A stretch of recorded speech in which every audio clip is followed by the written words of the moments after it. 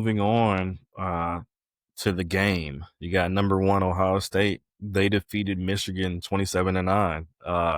This Buckeye team, Ryan Day and Brutus, they Mm, finally did it. They left their MVP. mark. Wink, wink. Yeah, on Michigan for the first time since 2019. Coach Day, he was really humble in his press conference. And there was no planting the flag in the big house as Michigan players guarded the logo. But here's a quick rundown of how the game went in our eyes. It's fair to say, nerves were high, and for the most part, both defenses came to play. Uh, Mhm. First quarter, it was only limited to field goals, so pretty steady game going. However, after that, it's when we saw Ohio State turn into the consistent number one team in the nation we normally see. I really don't think it matters who this team is playing. One on one with Jeremiah Smith or Cornell Tate is a pretty obvious mismatch, right? They showed it as they each caught, bombs to, widen the gap in this lead for touchdowns. Julian saying, he had a great game. He threw for 3 touchdowns and 233 yards. But there is one person that I really want to highlight on this offensive performance, and that would have to be the freshman, Bo Jackson. Yeah. Um, yeah, Ohio State, they did to Michigan what is usually done to them in this game.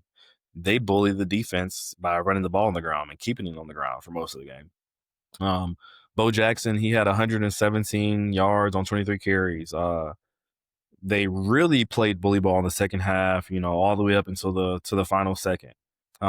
Ryan Day, he didn't say it, but I felt like there was definitely a message, a nonverbal message he was trying to send to the Michigan team.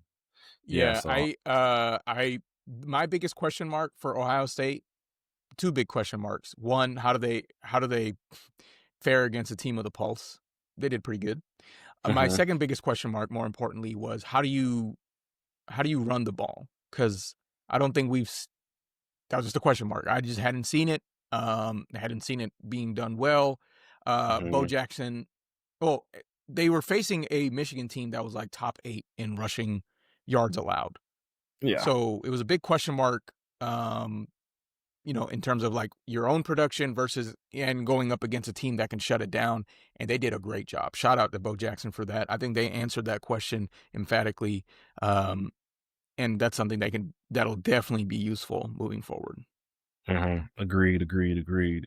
So yeah, for Michigan on offense, I have to say for me, this was a very disappointing performance. How much are they paying Bryce Underwood? Yeah, Like, more than I some know, rookies. yeah. So I know he's a freshman, but Michigan just seems very, very one dimensional, and the Ohio State defense just continued to shut that down all game. Yeah, the little score bug at the bottom, second half, he had less than 10 passes or something. I was just like, this hmm is, well, I don't know what the game plan was here. Yeah, I don't know either. Nonetheless, the better team won the game, and Ohio State, they finally get the bragging rights they want. To me, this felt bigger and more personal than a national championship for them.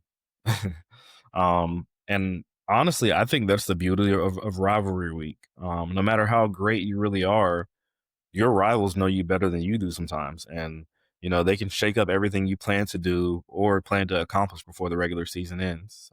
So shout out to Ohio State for getting the win here. And they move on to a conference title game against number 2 Indiana.